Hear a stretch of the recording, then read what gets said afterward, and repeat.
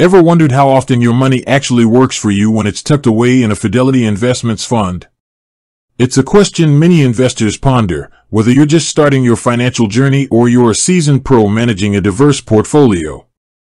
Because let's face it, understanding the rhythm of those interest payments, or rather, the distributions and how they compound, is key to truly grasping the growth potential of your investments. Now, Fidelity Investments offers a vast landscape of funds, each with its own unique investment strategy and, consequently, its own schedule for distributing returns. We're not just talking about a one-size-fits-all answer here. Think of it like this: you wouldn't expect every tree in a forest to bear fruit at the exact same time, right? Some ripen early, others later, and some might focus on growing taller rather than producing immediate fruit. Similarly, different types of Fidelity funds operate on different timelines for returning value to their shareholders. So, let's peel back the layers and explore this in detail, breaking down the nuances of how and when you might see those returns reflected in your account.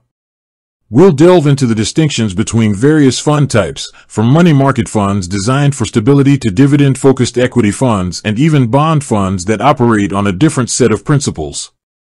Understanding these differences is crucial because the interest or returns you receive aren't always structured in the same way. First off, it's important to clarify that while we often use the term interest, it's not always the most accurate descriptor for the returns generated by all types of investment funds. For some funds, particularly bond funds and money market funds, the income generated is indeed akin to interest payments. However, for equity funds, the returns often come in the form of dividends, a portion of the company's profits distributed to shareholders, and capital gains, which is the profit you make when you sell your shares for a higher price than you bought them. Let's start with money market funds. These are generally considered lower-risk investments that aim to maintain a stable net asset value, NAV, of $1 per share.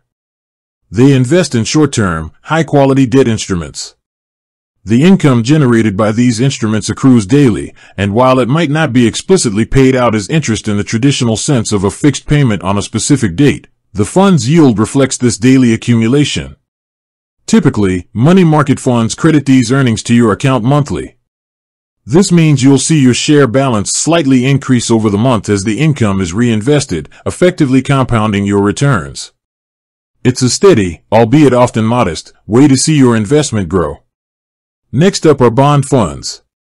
These funds invest in a portfolio of bonds issued by governments, corporations, or other entities. Bonds typically pay a fixed rate of interest, usually on a semi-annual basis, twice a year.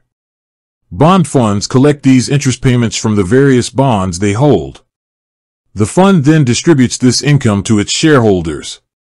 The frequency of these distributions can vary depending on the specific fund's objective and policies, but you'll commonly see bond funds making monthly or quarterly income distributions.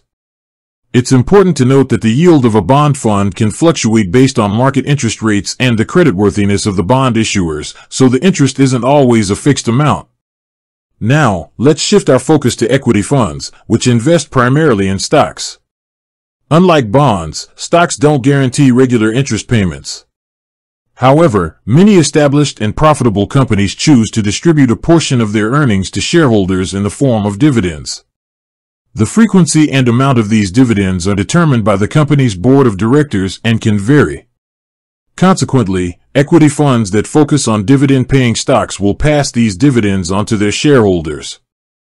The payment schedule for these dividend distributions can be monthly, quarterly, semi-annually, or even annually, depending on the specific fund and the underlying companies it holds. It's crucial to understand that not all equity funds prioritize dividend payouts. Growth-oriented funds, for instance, may focus on reinvesting earnings back into the company to fuel further expansion, rather than distributing them as dividends. In such cases, the return for investors primarily comes from potential capital appreciation, the increase in the fund's share price over time. You only realize these gains when you sell your shares. So, while there isn't a regular interest payment, the value of your investment can still grow. Furthermore, some funds might employ a strategy of making capital gains distributions. This typically happens when the fund sells securities within its portfolio for a profit. These realized capital gains are often distributed to shareholders on an annual basis, usually towards the end of the year. These distributions are separate from any dividend income the fund might also generate. Understanding the tax implications of these capital gains distributions is also important for investors. To get a precise answer about the distribution schedule for a specific Fidelity fund, the best resource is always the fund's prospectus. This document provides detailed information about the fund's investment objectives, strategies, risks, and importantly, its distribution policy. You can usually find the prospectus on Fidelity's website by searching for the specific fund you're interested in. Look for sections discussing distributions, dividends, or income. This will clearly outline how often the fund intends to make payments to shareholders. Another helpful resource on Fidelity's website is the fund's fact sheet or summary prospectus. These documents often provide a more concise overview of key fund information, including the typical distribution frequency. You can also log into your Fidelity account and view the transaction history for your specific fund holdings. This will show you past dividend or capital gains distributions and their payment dates. So, to circle back to our initial question, how often is interest paid on Fidelity investment funds? The answer, as you now see, isn't a simple one. It depends entirely on the type of fund you're invested in. Money market funds typically credit earnings monthly. Bond funds often distribute income monthly or quarterly. Dividend-focused equity funds will distribute dividends based on the payout schedules of the underlying companies they hold, which can be monthly, quarterly, semi-annually, or annually. Growth-oriented equity funds may not pay regular dividends, with returns primarily coming from potential capital appreciation. And most funds will make annual capital gains distributions, if applicable. Therefore, the key takeaway is to do your homework. Understand the specific characteristics of the Fidelity funds you're considering or currently invested in. Review the prospectus and other fund documents to get a clear picture of their distribution policies. This knowledge will empower you to better track your investment growth and align your investment choices with your financial goals. With that said, thanks for watching, and until next time.